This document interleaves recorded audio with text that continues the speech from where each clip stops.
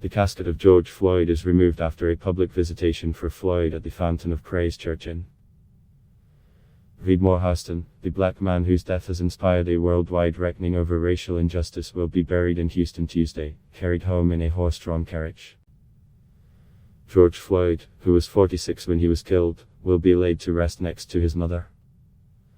On May 25, as a white Minneapolis officer pressed a knee on Floyd's neck for several minutes, the dying man cried out for his mother.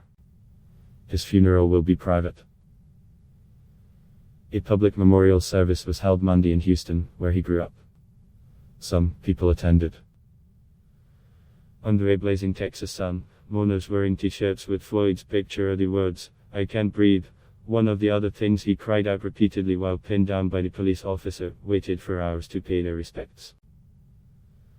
Floyd's body, dressed in a brown suit, lay in an open gold-colored casket. Shortly after the memorial ended, Floyd's casket was placed in a hearse and escorted by police back to a funeral home.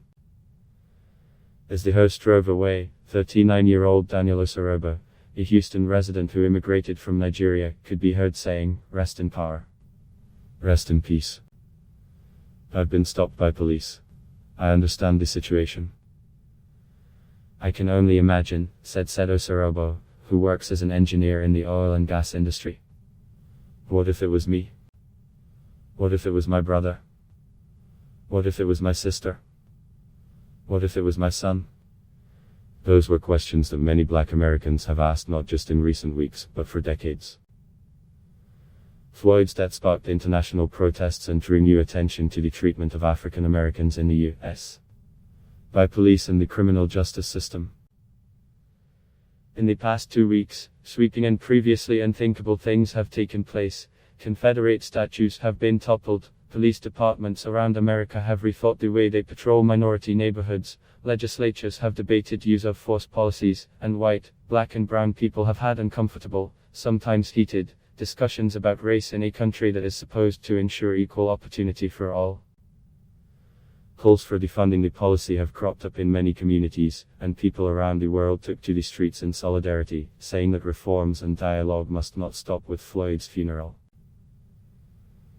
His death has also reshaped the presidential race.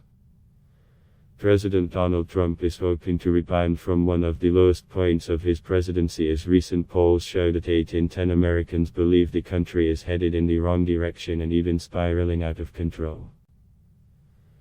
The president got a boost late last week with a better-than-expected jobs report, but he's struggling to show consistent leadership on several issues, including the nationwide protests against police brutality. Meanwhile, former Vice President Joe Biden met with Floyd's family Monday, according to a photo posted on Twitter by the Ref. Sharpton. Biden will provide a video message for Floyd's funeral service. Previous memorials have taken place in Minneapolis and Reeford, North Carolina, near where Floyd was born. The memorial service drew the families of black victims in other high-profile killings whose names have become seared in America's conversation over race, among them Eric Garner, Michael Brown, Ahmaud Arbery and Trayvon Martin. "It just hurts," said Philonise Floyd, George Floyd's brother, sobbing as he ticked off some of their names outside the Fountain of Praise Church. "We will get justice. We will get it. We will not let this door close." For 14 nights, hundreds of thousands of people have taken to the streets in protest of police brutality and racial inequality. Cities imposed curfews as several protests last week were marred by spasms of arson, assaults and smash-and-grab raids on businesses. More than people have been arrested around the country, according to reports tracked by the Associated Press. But protests in recent days have been overwhelmingly peaceful. And over the weekend, several police departments appeared to retreat from aggressive tactics. Thousands of Los Angeles protesters arrested for violating curfew and other police orders will not be charged with a crime, prosecutors said Monday. 4 Minneapolis officers were charged in connection with Floyd's death, which was captured on video by bystanders, who begged police to stop hurting him. A Minnesota judge on Monday kept bail at $1.25 million for Derek Chauvin, the police officer charged with second-degree murder in Floyd's death. Chauvin's former co-workers, J. Alexander Kurang, Thomas Lane and Tu Dao, are charged as accomplices. The 44-year-old Chauvin said almost nothing during the 11-minute hearing while appearing on closed-circuit television from a maximum security prison.